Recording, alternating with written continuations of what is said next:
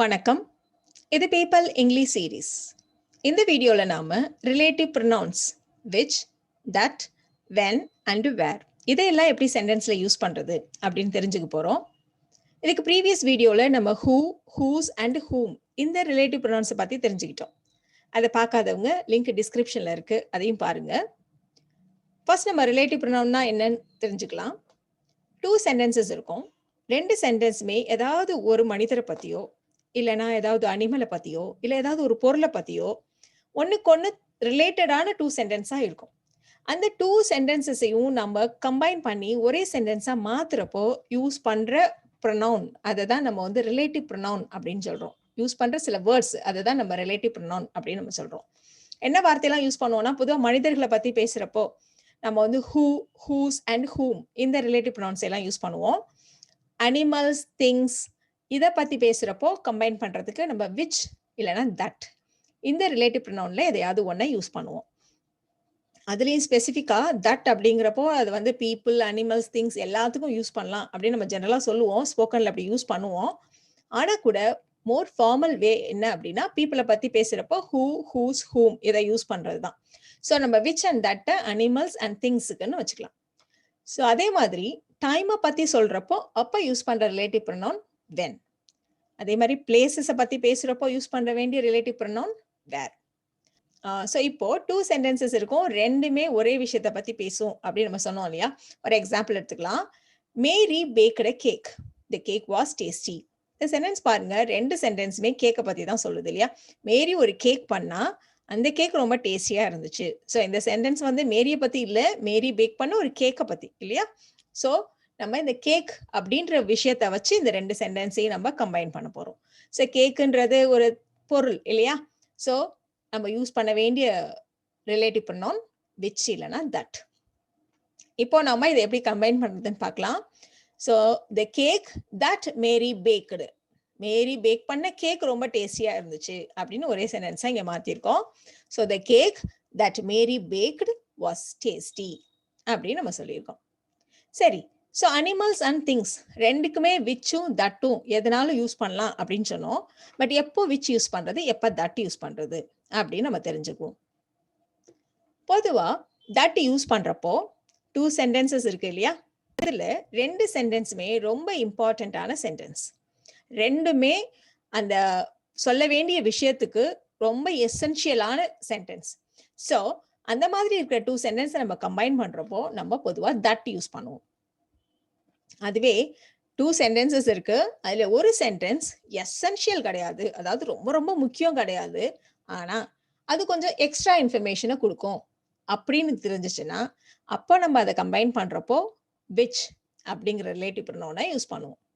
இப்போ ஒரு எக்ஸாம்பிள் எடுத்துக்கலாம். எல்லாம் தேடிட்டு இருக்கோம் பணத்தை.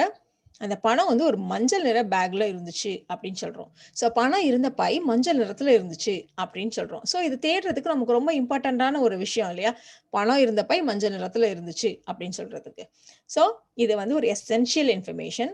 ஸோ அதனால இதை கம்பைன் பண்றதுக்கு நம்ம யூஸ் பண்ண வேண்டிய ரிலேட்டிவ் ப்ரொனவுன் தட். அதுவும் இல்லாம நம்ம பேக்கை பத்தி பேசிட்டு இருக்கோம், அது வந்து ஒரு நான் லிவிங் திங் இல்லையா. ஸோ அதனால நம்ம விச் இல்லைனா தட் யூஸ் பண்ணணும். ஸோ இதுல ரொம்ப இம்பார்ட்டண்டான விஷயம் எசென்ஷியல் இன்ஃபர்மேஷன் அப்படின்றதுனால நம்ம தட் யூஸ் பண்ண போறோம். So the bag was yellow, it contained the money அப்படின்ற மாதிரி 2 விஷயம். ஸோ அதை கம்பைன் பண்றப்போ பேக்குக்கு பக்கத்துல நம்ம போட வேண்டிய ரிலேட்டிவ் ப்ரொனவுன் தட். பணம் இருந்த பை, the bag that contained the money was yellow அப்படின்னு நம்ம சொல்லியிருக்கோம். இப்போ இன்னொரு எக்ஸாம்பிள் எடுத்துக்கலாம்.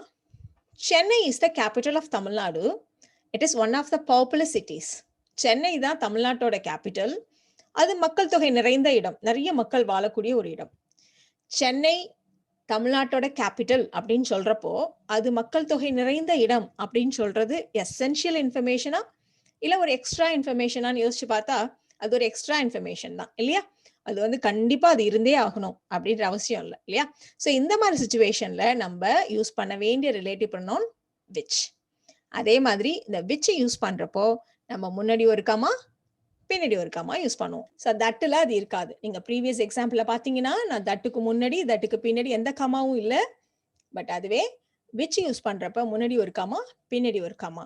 தட் மீன்ஸ் இதை எடுத்தா கூட அந்த சென்டென்ஸ் வந்து மீனிங்ஃபுல்லா தான் இருக்கும். Chennai is the capital of Tamil Nadu. இதுதான் நமக்கு தேவையான விஷயம். அது ரொம்ப மக்கள் தொகை நிறைந்த இடம் அப்படிங்கிறது ஒரு அடிஷனல் இன்ஃபர்மேஷன் தானே தவிர இந்த சென்டென்ஸ்க்கு அது எசென்ஷியல் இல்லை. அதாவது அது இருந்தாதான் அந்த சென்டென்ஸே மீனிங்ஃபுல்லா இருக்கும் அப்படின்றது இல்லை. ஸோ அந்த மாதிரி அடிஷனல் இன்ஃபர்மேஷன் கொடுக்குறப்போ நம்ம விச்சை யூஸ் பண்ணுவோம், முன்னாடி ஒரு காமா பின்னாடி ஒரு காமா போட்டுப்போம். So Chennai which is one of the popular cities is the capital of Tamil Nadu. இப்படி நம்ம யூஸ் பண்ணியிருக்கோம். ஸோ தட்டுக்கும் விச்சுக்கும் டிஃபரன்ஸ் தெரிஞ்சுக்கிட்டோம். ஸோ அடுத்தது ஹாப்பி எண்டிங்ஸ் இருக்கிற புக்ஸை தான் எனக்கு படிக்க பிடிக்கும். ஸோ எனக்கு புக்கு படிக்க பிடிக்கும், நான் எதை வேணா படிப்பேன் அப்படின்னா I love all the books நம்ம சொல்லிட்டு போயிடுவோம் இல்லையா? ஹாப்பி எண்டிங்ஸ் இருக்கிற புக்கை தான் எனக்கு படிக்க பிடிக்கும் அப்படிங்கிறப்போ அது ஒரு எசென்ஷியல் இன்ஃபர்மேஷன். ஸோ அப்போ அதுக்கு நம்ம தட்டுங்கிற ரிலேட்டிவ் ப்ரொனவுனை யூஸ் பண்ணுறோம். So I love the books that have happy endings. அடுத்தது லாஸ்ட் சண்டே நீங்க ஒரு ட்ரெஸ் போட்டிருந்தீங்களா, அது எங்க வாங்குனீங்க? இந்த இடத்துல லாஸ்ட் சண்டே நீங்க போட்டிருந்த ட்ரெஸ் அப்படின்றது எசென்ஷியல் இன்ஃபர்மேஷனா இல்ல ஒரு அடிஷனல் இன்ஃபர்மேஷனா நம்ம யோசிச்சா அந்த ட்ரெஸ்ஸை எங்க வாங்குனீங்க அப்படின்னு நம்ம கேட்டோம்னு வச்சுக்கோங்களேன். எந்த ட்ரெஸ் அப்படின்றப்போ நம்ம அதை டிஸ்கிரைப் பண்ணி ஆகணும். நீங்க போன சண்டே போட்டிருந்தீங்கல்ல அந்த ட்ரெஸ். ஸோ இந்த இடத்துல அந்த இன்ஃபர்மேஷன் இருந்தாதான் கேட்கறவங்களுக்கு அந்த சென்டென்ஸ் நம்ம கேட்கிற கேள்விக்கு பதில் சொல்ல முடியும் இல்லையா? அப்போ அது ஒரு எசென்ஷியல் இன்ஃபர்மேஷன். அப்போ இந்த சென்டென்ஸை நம்ம கம்பைன் பண்றப்போ நம்ம யூஸ் பண்ண வேண்டிய ரிலேட்டிவ் ப்ரொனவுன் தட். ஸோ எங்க வாங்குனீங்க? where did you buy the dress? எந்த dress that you wore last Sunday? So where did you buy the dress that you wore last Sunday? மலர்கள் அச்சிடப்பட்ட மஞ்சள் நிற உடை அழகாக இருந்தது, அழகாக தெரிந்தது, பார்க்கறதுக்கு ரொம்ப அழகா இருந்துச்சு அப்படின்னு நம்ம சொல்லியிருக்கோம். இத நீங்க the yellow dress was beautiful, the yellow dress looked beautiful அப்படின்னு சொன்னாலே போதுமானது. அதுல பூ போட்டிருந்துச்சு அப்படின்னு சொல்றது அடிஷனல் இன்ஃபர்மேஷன் இல்லையா? அது வந்து எசென்ஷியல் இன்ஃபர்மேஷன் இல்ல. எல்லோ ட்ரெஸ் ரொம்ப அழகா இருந்துச்சுன்னு சொன்னாலே போதுமானது. ஸோ அதுல ஃப்ளவர்ஸ் போட்டிருந்தது, ஃப்ளோரல் பிரிண்ட்ஸ் இருந்துச்சு அப்படின்றது ஒரு அடிஷனல் இன்ஃபர்மேஷன். அப்போ நம்ம இந்த இடத்துல ட்ரெஸ், அதனால தட் இல்ல விச் யூஸ் பண்ணலாம். அந்த இன்ஃபர்மேஷன் வெறும் அடிஷனல் இன்ஃபர்மேஷன்றதுனால நம்ம விச் யூஸ் பண்ணியிருக்கோம். முன்னாடி ஒரு காமா பின்னாடி ஒரு comma. So the yellow dress, எந்த ட்ரெஸ்? ஃப்ளோரல் பிரிண்ட் போட்டிருந்த ட்ரெஸ்.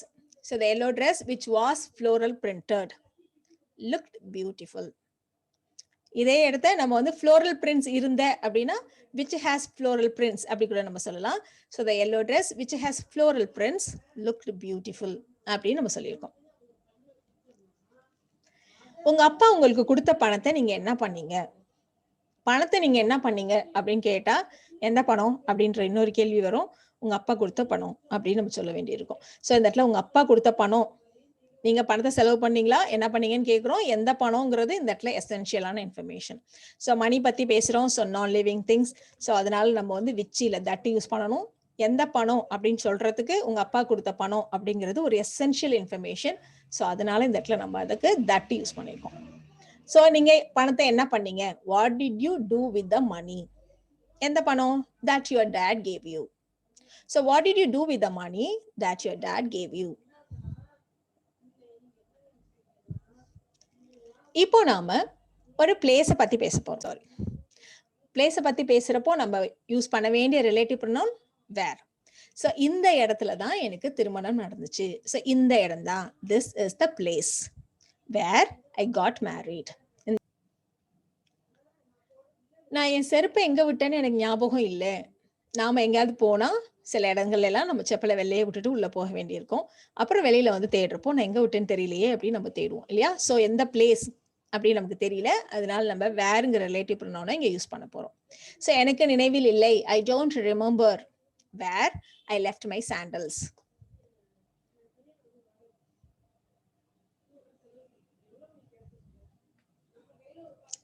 அதே மாதிரி அடுத்தது காஃபி ரொம்ப நல்லா இருக்கிற ஒரு இடம் எனக்கு தெரியும். ஸோ அகைன் ஒரு இடத்த பத்தி பேசுறோம். So I know a place where coffee is excellent அப்படின்னு நம்ம சொல்லியிருக்கோம். ஸோ இடத்த பத்தி சொன்னதுனால இங்க வேர்ங்கிற ரிலேட்டிவ் ப்ரொனவுனை யூஸ் பண்ணியிருக்கோம். ஸோ எனக்கு தெரியும் அப்படிங்கிறதுக்கு ஐ நோ எ பிளேஸ். எந்த இடம்னா காஃபி ரொம்ப நல்லா இருக்கிற இடம். So I know a place where coffee is excellent. இப்போ நம்ம டைமை பத்தின ஒரு எக்ஸாம்பிள் எடுத்துக்கலாம். அப்போ வந்து என்கிட்ட பணம் இல்லாத நேரம் அது அப்படின்னு நம்ம சொல்றோம். அந்த டைம் வந்து பணம் இல்லாத டைம். அப்போ நான் அப்படி கஷ்டப்பட்டேன் அப்படிலாம் நம்ம வந்து டிஸ்கிரைப் பண்ணுவோம் இல்லையா? ஸோ பழைய காலம் அப்படின்றதுனால பாஸ்ட் டென்ஸ்ல சொல்லியிருக்கோம். So it was a time when I didn't have any money. So இதுல நாம which and that வந்து ரொம்ப காமனா யூஸ் பண்ற ரிலேட்டிவ் ப்ரொனவுன். ரிலேட்டிவ் ப்ரொனவுன் அப்படின்னு சொன்னாலே who, whose, whom, which and that இத பத்தி தான் மெயினா பேசுவோம் நம்ம. when and where வந்து ரொம்ப காமனா யூஸ் பண்ற ரிலேட்டிவ் ப்ரொனவுன் இல்ல. அப்போ நம்ம டைமை பத்தி பேசுறப்போ, இடத்த பத்தி பேசுறப்போ வேற எந்த ரிலேட்டிவ் ப்ரொனவுன் தான் காமனா யூஸ் பண்ணுவாங்க அப்படின்னா, ரொம்ப ப்ரீசைஸா சொல்றதுக்கு நாம at which, in which, on which இந்த மாதிரி நம்ம யூஸ் பண்ணுவோம். இதை பத்தி இன்னொரு வீடியோல டீட்டெயிலா தெரிஞ்சுக்கலாம். இந்த வீடியோ உங்களுக்கு ரொம்ப பிடிச்சிருக்கும்னு நினைக்கிறேன். Thank you so much.